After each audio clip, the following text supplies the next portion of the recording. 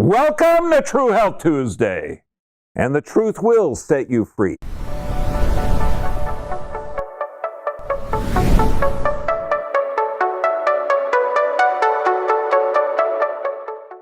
And I know set isn't exactly the right terminology, but it's close enough.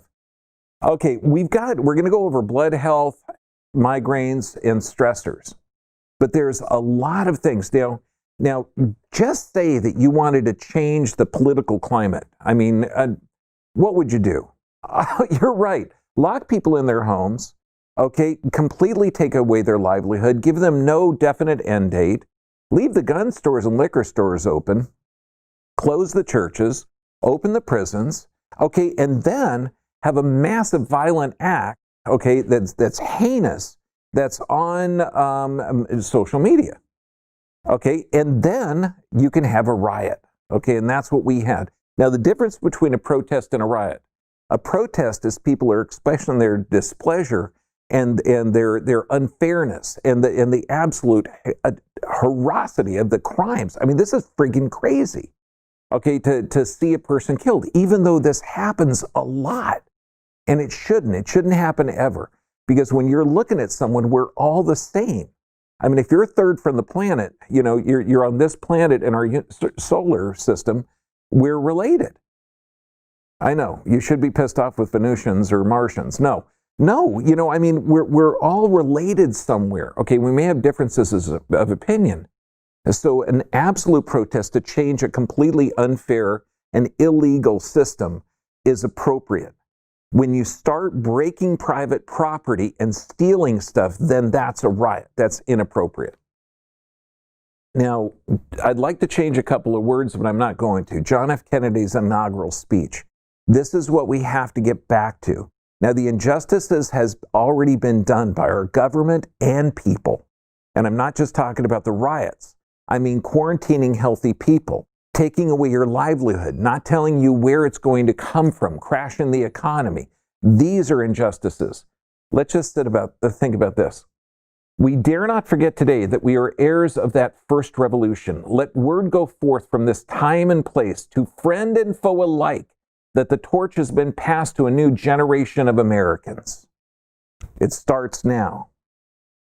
Born in the century, tempered by war, disciplined by a hard and bitter peace, proud of our ancient heritage, and unwilling to witness or permit the slow undoing of those human rights to which this nation has always been committed, and to which we are committed today, at home and around the world. Let every nation know, whether it wishes us well or ill, that we shall pay any price, bear any burden, meet any hardship, support any friend, oppose any foe, to assure the survival and success of liberty. This much we pledge and more. Good God. I know, that was a president. Okay, and think of this. This is what we need. We actually need leadership to say, no kidding. This stuff is completely unfair. I mean, Black Lives Matter, all lives matter. But the fact that some of these atrocities can occur needs to be corrected. And the atrocities are not just people being beat or killed in police custody. It's your livelihood being taken with absolutely no basis in science. Now, this is causing a stressor. This is the solution for it.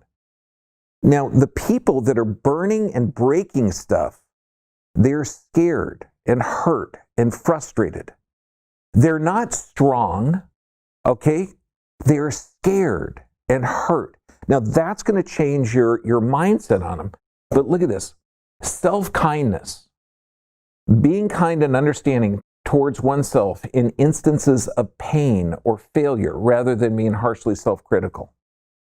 Okay? We all make mistakes, man. Just you don't need to hurt other people. Common humanity. Perceive everyone's experience as part of a larger human experience rather than seeing them as separate and isolating. If you had somebody in your sights and you realize that person is a father, a mother, a brother, if you have somebody trying to protect their business and you hit them with a skateboard or a rock, okay, that dehumanized them. What do you think this mask does? It totally dehumanizes you. All you're seeing is eyes. Take the masks off. Mindfulness, holding painful thoughts and feelings in balanced awareness rather than over-identifying with them. Brilliant advice, brilliant advice. We have to get back to normal. Now, there's a letter, and I encourage you to go to Forbes, okay? Great article. 600 physicians are saying that this massive lockdown experiment, which is not based in science, is killing more people than COVID ever could.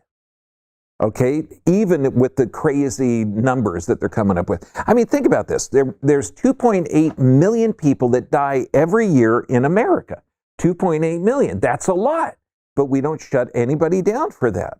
Now, the worst, the thing that's completely dysfunctional, that magnitudes a percentage off, in that the Royal College or the College of London said that there were going to be 2 million deaths in America, which is bad. If that was accurate, and we know that not only was it not accurate, it was not accurate by magnitudes. Okay, there were 2 million, maybe 100,000, maybe, if you look at the actual how they're counting it up.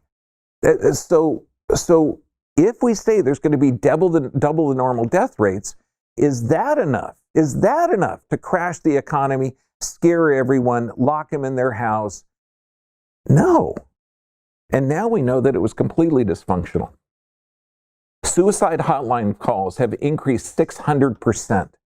150,000 Americans per month would have had a cancer detection through the screening. That's gone. The number of heart attacks treated in 9 U.S. hospitals dropped by nearly 40%. No kidding. People are afraid to go. Okay, millions of casualties of continued shutdown will be hiding in plain sight. They'll be called alcoholism, homeless, suicide, heart attack, stroke, kidney failure. And I'm going to bring up why this happens under stress. In use, it'll cause financial instability, unemployment, despair, drug addiction, unplanned pregnancies, poverty, abuse. Ending the lockdowns is not about Wall Street. How many times have you heard, if we shut down the economy, we can save one life? No, you're not going to save a life. You might extend it. Okay, but you're not going to save anything. I mean, people will die. You know how you get off the planet? You have to die eventually. Okay, Methuselah, he made it 900 years. Okay, so we cannot, and I love this, disregard for people's lives. It's about saving lives. Ending the lockdown is about saving lives. If one judge out there tells a beauty store owner, oh, you're being selfish, and she says, look, I got to feed my family. I got to keep the business open. That judge needs to be fired. Thank goodness we can vote them out. We cannot let this disease change the U.S. from a free and energetic society to a society of broken down souls dependent on government handouts. She blogged about the huge damage the virus reaction is doing to the fabric of society. I had a call, okay, this past weekend, and it's patients that had a family member that had some type of massive stroke, and they were young, they were under 40. They couldn't go into the hospital for more than 10 minutes the first day, and they couldn't go back. I had not heard of this. I thought, man, if my relative's in the hospital, no, they want you out. They're afraid that you're infective. You're scary. And so they couldn't go in there. And they said, they want to disconnect him. And I said, well, can I go over? No, they won't let you in. And I'm assuming, how do you spell assume? ASS, how do you mean? Okay, I'm assuming that they would at least let the relatives in to their relative that's dying or maybe dying or maybe brain dead, And so I said, look, if you can do this check with a flashlight, do this check, see if you can see a reaction, and then give me a call. And they said, no, we can't do that. We can't go in. I mean, would you want to go to a hospital with that? So this we have to change. How many cases of COVID-19 are preventable by these practices? 0, Dr. Orient. But loss of patient morale, loss of oversight care, especially at night, are incalculable. Now, if we had a leader in this country, and we don't yet, but somebody will actually take the place because the universe hates a vacuum. Other countries had different restrictions. Some had less, some had none, some had more. So we can actually look. Here's a shocker. Some states had different restrictions. Some had less, some had none, some had more. And it turns out that the death rate was actually less in some of these areas. Okay, granted, different population density. But when we're looking, this was the letter they sent out in March to elevate the deaths. There's no other reason a letter like this would go out unless it's to pad the numbers of deaths. Now, you're a physician. You're a physician. You get this note that says any patient that you come in that is probable COVID or likely COVID, these will be followed up with the new ICD-9 code. It's not likely that the National Health Service will follow up on these cases. You're supposed to put now, if it said high blood pressure or influenza or cancer, would you have a problem filling that out? Yeah, because they don't have it. And there's no test. Why are they doing this? Why did they tell everyone this? Then, COVID-19 should be reported on death certificates for all descendants, whether it's caused or assumed to be caused or contributed. Really? Okay, so let's look at this. Okay, so now the effect of stress on human beings, it's brilliant, okay? But this, psychological stress on lipid levels, fat levels, or cholesterol levels, hemoconcentration, and blood viscosity. Now, I just put these two pictures up there. We're going to talk about this patient. But what happens under physical, chemical, or emotional stress, your blood cells start sticking together. And if you've had a long-term stress, you can't break the proteins to amino acids, so you don't have the available building products. So then your blood can't hold good oxygen. If those red blood cells, which should be floating around beautiful, they're biconcave discs that can hold oxygen, carbon dioxide, nutrients, a brilliant design, they start to clump together. They can't work correctly. Now, this means that cholesterol levels go up, blood gets thicker. Now, mast cells, and this is huge. This was an article out of 2018. Don't think it's from today. Although, modern life stresses such as chronic isolation stress, chronic social stress, chronic immobilization stress, and stress at an early age, okay, can exacerbate cognitive dysfunction and the effects of the hippocampus in the brain. And you start looking at this and you think, well, wait a second, this is society now. This is what the expert doctors told us. And now we think, oh my God, wait a second. Under these type of stress responses, the blood starts to clump together. Blood doesn't clot in the arteries, it clumps in the arteries. And now we're looking at COVID as it has a massive problem with the blood. And they're even saying now, oh my gosh, it doesn't look like a regular virus. It looks like a blood disorder, that the blood is not healthy. That's why they're seeing blood clots in the lungs, blood clot in the heart, blood clot in the kidneys, blood clot this. And then you got these bastards that are lying and they're saying it's a multi-organ system failure. No, these people are under stress. The blood sucks, okay? They're in extreme stress and then they get therapies that are completely crazy. Stress conditions activate mast cells. Have you heard of this in this? Of course, these are inflammatory cells. Now we have one of the sickest populations on the planet, but have you ever, now in the last few months, autism epidemic, dementia epidemic, anything? God, I wish I had one of those cricket noise maker things. No, you don't hear about it. You don't hear about the 25 or 35 or 15%, 1 out of 15 population of our kids that has autism. What that is inflammation. It's an inflammatory marker. Now, just look at this one. Seizure activity. Recent evidence increased neural inflammation can contribute to seizures. We hypothesize that brain mast cell activation due to allergic, environmental, or stress triggers lead to focal disruption of the blood-brain barrier, neuroinflammation, developing seizures. So sure enough, under stress, seizures increase. Does that make sense? Okay, so now with calls to suicide hotlines going up 600%, we know that what does the medical world do for stress and suicide and anxiety? Oh, drug! Oh, that's a great idea. Okay, I know the side effect of the antidepressants, say suicide and suicidal thoughts, so that might cause you to have a second thought on that. I got somebody that's sad, unemployed, poor, and stressed, so I know their blood is thick as all hell. If the doctor was smart, he'd say, my God, you got to get out and walk. No, can't walk, park's closed. Okay, well, you got to get some air. No, got to wear this, even though it reduces oxygen, puts me under an oxidative stress, but I got to wear it because everybody will look at me funny if I don't. Okay. So antidepressants combined with nonsteroidal anti-inflammatories linked to brain bleeding risk. The brain is encased in a really cool bone covering. If it starts to bleed in there, the pressure builds up. This is called a stroke. That's bad.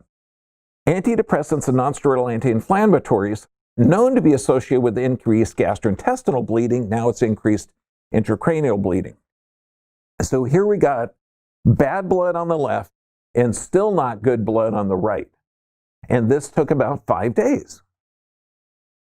Can blood change that quickly? Yeah. If you're dehydrated and you drink and you have appropriate nutrients and you want to take spicy foods, you can open it up. But think about this. Look at what blood does. Blood has to filter in through all the joints in order to produce synovial fluid. Blood's got to go through the blood-brain barrier so it can get oxygen to produce the cerebral spinal fluid to nutrify the brain and the spinal cord. I mean, this is what it is. That long stringy stuff there is called rouleau coin formation, where they're starting to clump together. And that can't get into the joints. This is why diabetics have neuropathy. Okay, they can't get healthy joints. And then they lose the sensation of it because that blood is inefficient at doing its job. And the blood next to it is a little bit better, but that's just after some chelation. Now, you can orally chelate, but understand that's a stressor. That means that most of these diseases, okay, have you ever heard of high blood pressure, type 2 diabetes, inflammatory bowel disorders, high cholesterol? Have you ever heard of those? Those aren't diseases, those are stress responses, and they're actually intelligent stress responses. Okay, so to drug a stress response without addressing the stress is pretty foolish. Now, under the stress, and this is what the protesters, and the difference between a protester and a rioter is changing the political climate for the better so we all benefit. By God, we got to support them. A rioter is taking advantage of this, harming people. We have to suppress those. Okay, we have to have a free dialogue in this country. But stress functions such as blood pressure, cholesterol, type 2 diabetes. I had a patient today that says, I'm pre-diabetic. And I said, no kidding, I know you are. You're also pre-dead. And you're pre-hypertension. And you're pre-this. It's foolishness. How can we say that these stress responses, even though they're so ridiculously common, that you could have it? No kidding, I'm going to drop a brick on your foot and your heart rate will go up and then I'll diagnose you with high blood pressure. Okay, so this is what we're looking at on a live blood cell analysis. Now, how come medical doctors aren't looking at this? Because they don't utilize live blood cell analysis, most of them. Some of them do. But when you get that vial of blood, they got to mix it with an anticoagulant, so you can't even see what the blood looks like. Okay, membrane integrity. That means that this person is under chronic stress. They can't break the proteins to amino acids, so they have amino acid deficiency. They can't build the membrane, or their immune system is so trashed that the spleen doesn't work. Because this is what the body does. Okay, this is why you kids are going to freaking love this stuff. Okay, the red blood cells last about 120 days. Okay, and each time that one of these babies goes by the spleen looks at it, checks it out, and if it's still viable, it puts it back in circulation. But when it finds one that has a crappy membrane integrity or can't do its job, it sends it over to the liver. The liver breaks it down into the bile salts, and so it can emulsify fats. So nothing is lost. It's brilliant. So membrane integrity means that this person is under chronic stress, or their immune system isn't working right, or the spleen's not working right, or something. Now you got membrane integrity with rouleau coin. That's more chronic.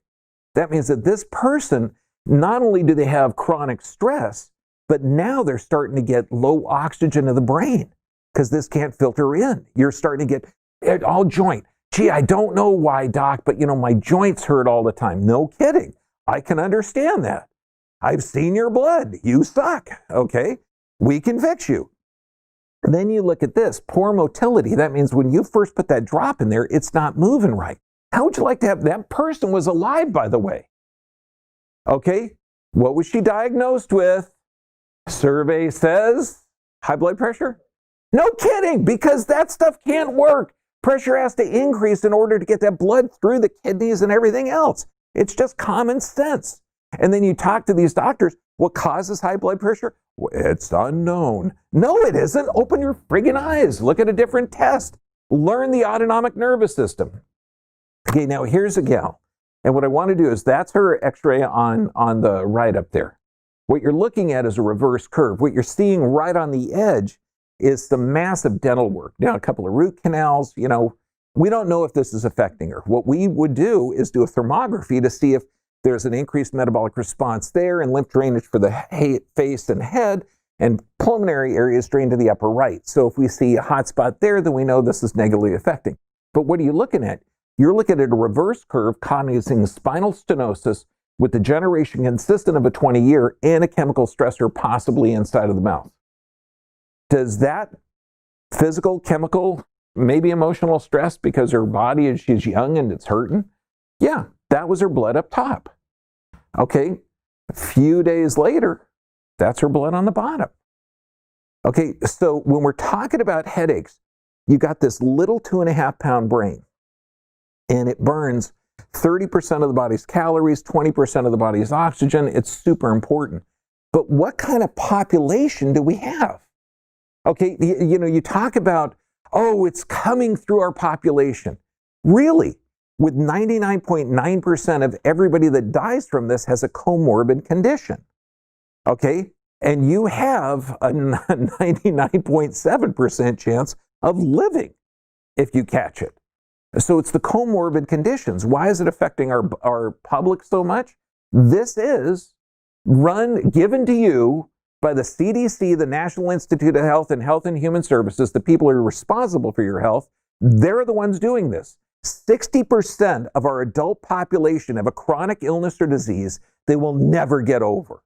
Why? Because it's treated with drugs. You got high blood pressure, we give you a drug to lower it. You got high cholesterol, you get another drug to lower it. Oh, side effects of that? Don't worry about it. Your blood test looks good. I know you feel like crap, but your blood test looks great. Honest to God, 54% of our kids got a chronic illness or injury. 50% of us are going to get cancer. How would you like to get a virus in this population? Heck, let's call it the flu. Last year, what did it kill? 90,000 people? Okay, and nobody got shut down? So, this is 2014.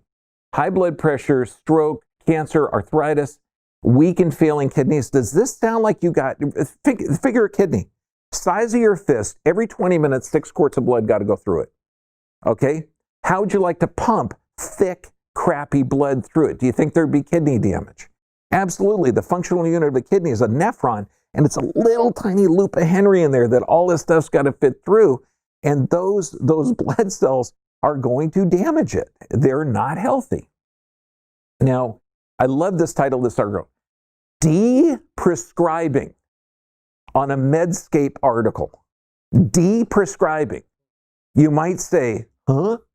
Because I did. Okay.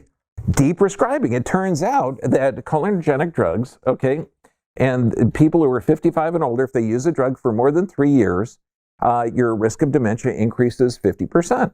Okay. How'd you like to take it for 10? I don't know. It sounds pretty bad. Now, this is gastrointestinal disorders, asthma, dizziness, motion sickness. That's what they're prescribed. Would you want to take one? No. How about Nitol, Excedrin PM, Tylenol PM, Sominex, Benadryl? Knowing that our population has a massive, massive allergy and asthma. I mean, just exponentially horrible. Now, these block neurotransmitters leading to brain damage, okay? I think this makes sense, though. A lot of this stuff is brain damage, and it's, maybe that's what our politicians are suffering. Medications induced mitochondrial damage.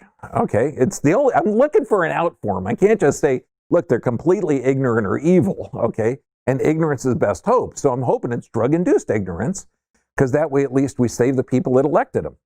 Okay, so medication-induced mitochondrial damage.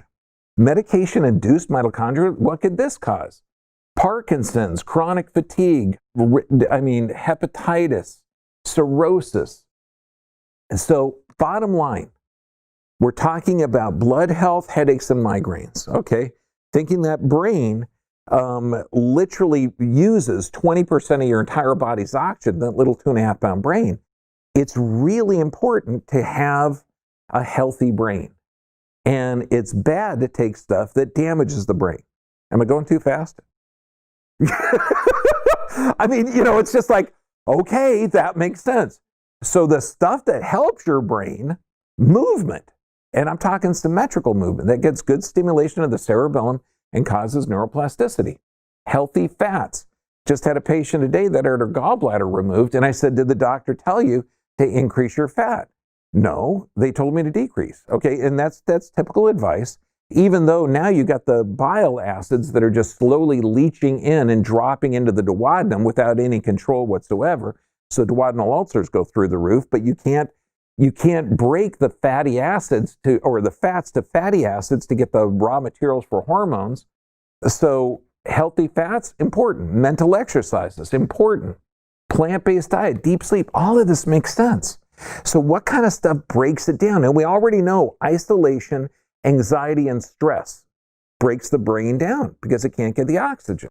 Vaccines, medications, MSG, glyphosates, pesticides, Purell, sunscreen. One of our patients went to the store and they says, they brushed against a guy who had a face mask, goggles, sunglasses, hat, and gloves.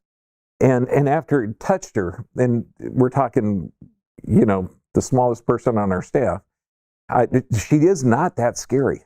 Okay, but he goes in there and Purells his gloves. I was like, oh, dude, okay. So 2 to 3 pound brain, 73% water. Do you think that we're hydrated well now or poorly hydrated? No. So what's the number one cause of headaches? Okay, dehydration, nutrient deficiency. But also, it's actually coming from the neck. Okay, so 93% of the time. So if somebody says, hey man, I got a headache, and I think, okay, good. Well, where is it? Describe it. And I'll show you how to identify it. But you're talking very few come from tumors. You're talking 0.1% of 1%. Now, when we look at this is a normal side view of the neck, since 93% of all headaches come from the neck. I actually think it's more than that. And the person on the right there has got a reverse curve, degeneration, but also look at the heavy metal toxicities inside of the mouth. So you're looking at physical, chemical, and emotional stress. And that's at least 15 to 20 years of damage in the neck. Hey, what kind of response would your body get if you had stress, physical stress for 20 years? What would your blood pressure be like? Good or high? No problem. We can give you a drug to lower it. Okay, what would your cholesterol levels be like? Good or high? No problem. Drop that cholesterol down too. Okay, you're going to need a little bit more blood sugar because you're in a stress state. Can you see how crazy this is? No one's asking her about her history. No one's looking at this. No, we got to change that. Migraines linked to heavy metals. That's where we look at the dental stuff. Cadmium, iron, manganese, lead, absolutely elevated. But also what's low? The good stuff, the stuff we need. Magnesium, zinc, copper. And why? Because you need healthy acids or a healthy stomach acid to absorb the minerals. Now, how many people are taking a proton pump inhibitor? The little purple pill, 24 hours of relief. Yeah, it will give you 24 hours worth of relief. It'll also deplete your body of minerals, cause cardiac arrhythmias, and increased risk of esophageal cancer. And don't worry, you can take the Zantac, except that's been proven to cause cancer now. So now there's a ton of lawsuits there. Insanity. Okay, now glyphosates. It was patented as a mineral chelator. Without minerals, you cannot utilize your vitamins. Without minerals, you can't utilize your vitamins. So if you have low stomach acid, guess what? Doesn't matter how many vitamins you're taking. Then we got the medulla oblongata. Am I the only one that saw Waterboy? I guess I'm the only one that liked it, okay? Or that's going to admit that I liked it. Okay, the top bone of the neck. Now you'll see up here on the left, skull's up here. The C1 is a circle, okay, and it surrounds the brainstem. Now, when you look at the side, you can't really see in between, right? And that's the normal X-ray on the right. You can't see. That C1 looks just like this. Now, if I twist my hands, you'll be able to see the hole. Yes? Okay, that hole is a twisted C1 surrounding the brainstem. This is the cardiac and respiratory center. We'll see this on chronic migraines, on asthma, breathing problems, high blood pressure, all sorts of things. And this is super, super common. But it does take an upper cervical X-ray and upper cervical technique to correct it. What kind of drug will fix that? Oh, none. Okay, so let's look at this. When you're taking an X-ray, what we look at is the hard palate. Now, see that red line up there? Okay, that hard palate. Now, hard palate can move up to 15 to 20 degrees without changing the curve in the neck. And that's what we're looking at to get accuracy. So when people say, hey, look, you know, that is a good change, but the guy's palate's elevated. Yeah, it's less than 20 degrees. It's fine. It works. Okay, eye strain headache. Want a totally cool exercise to knock out eye strain? Yes or yes? Yes. Okay, good. Yeah, because I want to do it. Okay. Okay, so when you're looking far away, your pupils dilate. So they dilate for distance to get more light in. When you're looking close, they're going to constrict. Okay, and that constant constriction of the pupils can be uncomfortable. So do this, and unless you're driving, don't do it, okay? If you're driving and you do this, that's really, really bad. Okay, so you cover your eyes as dark as you can make it, as dark as you can make it. That's one person. Come on, come on, come on. You're all wearing masks and 6 foot away from each other. Okay, so you put so you keep it dark as you possibly can. Okay, now, keep it dark, but open your eyes and try and focus in on the inside of your hands. Just try and focus in, even though it's dark, try and focus in. That focusing in is going to dilate. And can you feel the relaxing effect on your eyes? Isn't that a trip? Okay, good. Yeah.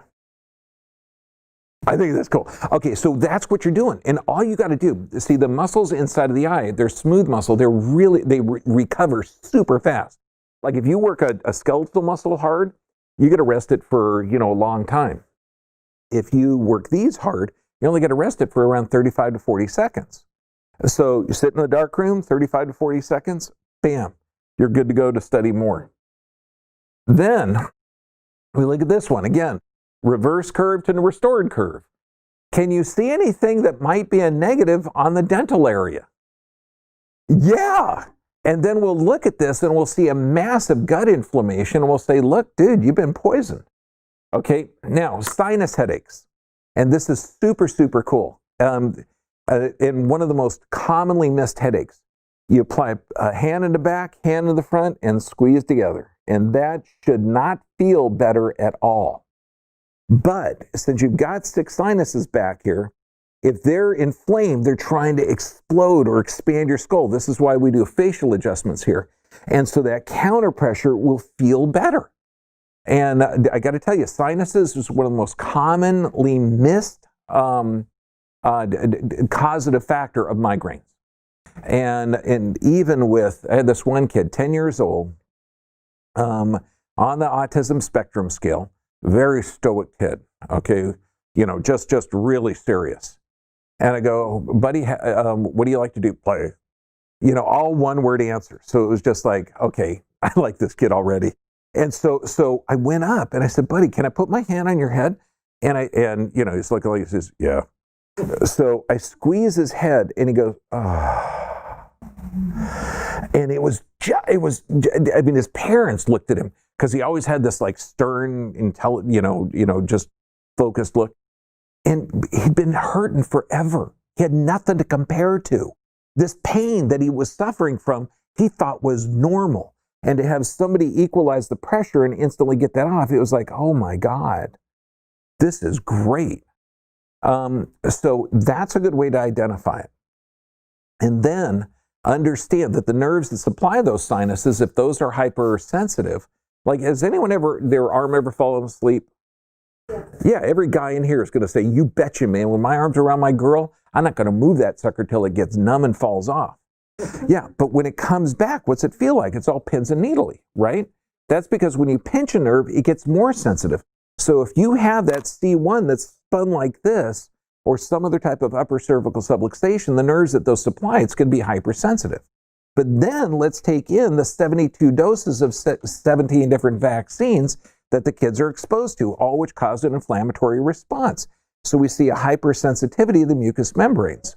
Okay, so we're looking at a massive rise in sinus and allergies and asthma and all that stuff. And so you got to restore the nerve supply, get adjusted. Spicy foods help because they're vasodilators. Water will help because it'll thin the mucus. Facial adjustments, absolutely important. And fresh pineapple works great. But you can also, have you ever had an ice cream headache? Yeah. Anybody? Okay, what that is the soft palate in the back of the throat tightens up, and then you get that massive pain because it's like pulling the sphenoid bone, which goes across your eyes. Give yourself a reverse ice cream headache. That means you take water hot, almost as hot as tea, but not too hot, and you're going to drink it, but hold it in your mouth. That'll relax that soft palate, and it'll actually ease off some of the pressure on a sinus headache. Stress headaches. Now, normally, an ear should be aligned with the shoulder. This is normal. This is forward head carriage. Now, for every 1 inch the head's forward, the pressure on the disc double. Now, is the body smart or smart? Smart. Yeah, I know. And most doctors, are they smart or stupid? No, we're not going to go there. The body is smart, okay? Now, if you get that head forward, all of these muscles, they're called postural muscles, are going to fire off to pull that head back. Now, if you relax these, which way is the head going to go? Boom, further forward. And so we'll get people in there that go, gee, doc, my neck is always sore. And I think, well, yeah, you're putting your head forward, spasming out the muscle, then trying to rub it to irritate it further. That is not smart. Yeah, but no, stop it. No, but stop it. I mean, no, I won't hit patients unless they really deserve it. Okay, so all of these, so in order to relax the muscles, what do? Restore the curve. It can't be that easy, but it's true because these muscles don't have conscious control. And there's a couple of exercises I'm going to show you. But I'm going to show you one thing really cool, the referred trigger point headache. Ipsilateral trigger point headache, and what that means is if it's pain over one eye, okay, but on that side, the same side where that pain is, between the neck and the shoulder, halfway there's going to be a golf ball size, about half a golf ball right in between the shoulder. So now let's say it's over the right eye. You feel that with your left arm. Hook your hand and pull it down and put pressure there. And that'll actually help. After about 30 seconds to a minute, referred trigger point headache works really good. And that works if you have to finish and complete tasks that you're working on a computer. Okay, it works really well. If it's the left side, bam, it's the left one. Okay, pull it down. Now, it's better to restore the curve in the neck. And you can see, why do you think that guy on the left had a referred trigger point headache? His body's off to the side like this. That would be probably a clue that all the muscles on this side would be screaming to reposition him. Gee, intelligent body. Abnormal posture, normal posture. So again, we're looking at abnormal to normal. Arc of life, this goes on Parkinson's. When you see that head going forward, the spinal cord doesn't stretch well. That's pulling on the brain stem.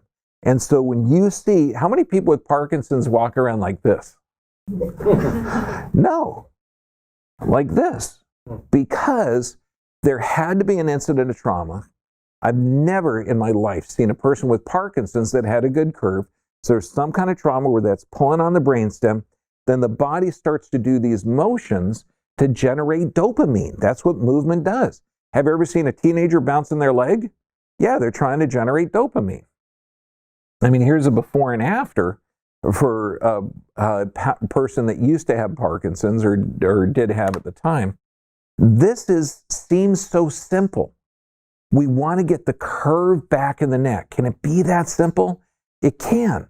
I mean, what I developed is, oh, you know what? Here.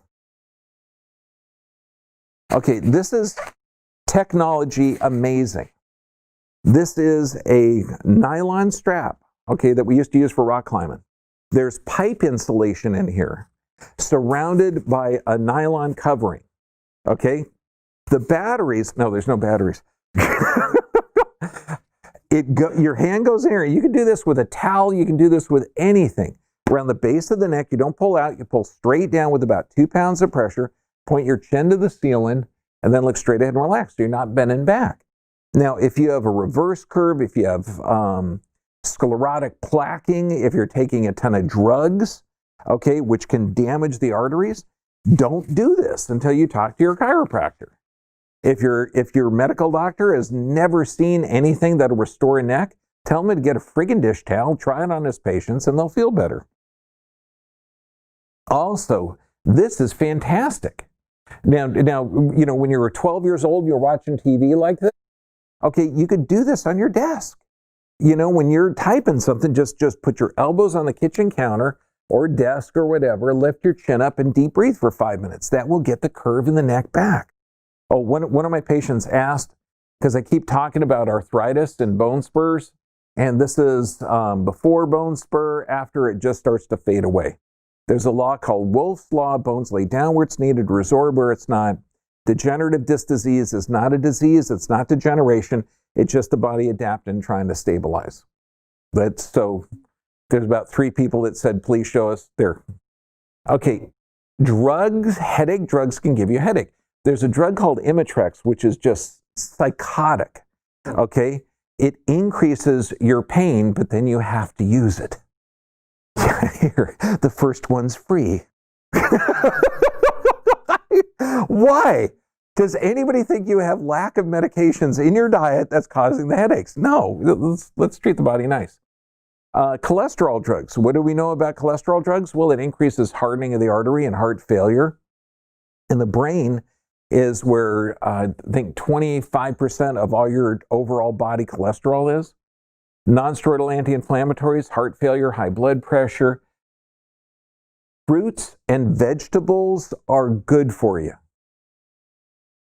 No, you're supposed to say, whoa! No one ever told me that. Mom! No. It's true. 1 serving of fruits and vegetables. It helps your blood. It really does. Cayenne pepper. Now, if you can't tolerate spicy foods, take this for sure with food. Never take it on its own. Do you know why? Me and my youngest son tried it on its own. You won't die, but you'll want to. I mean, it's like pain like you can't believe, but if you take it with food, fantastic vasodilation. There's a really good book on this, and it's called Left for Dead, a guy with a failed coronary bypass. Now, this is part of your handout, and you're going to see different ways to identify the sinus, the migraines, the cervical strain, eye strain, allergies, all of that. It's pretty much get to the chiropractor and they'll fix it. And then hydrate, take appropriate nutrients. It's all in there. And so the physical, chemical, and emotional stress, that is what everybody in America is suffering from right now. Okay? And if they take charge of their own health, we'll be okay. You know, don't just watch the standard news. Okay, look at the independents. Okay, look at Del Bigtree, Highwire. Look at, Robert Kennedy. I was talking to him yesterday, and I'm thinking, how can you do this?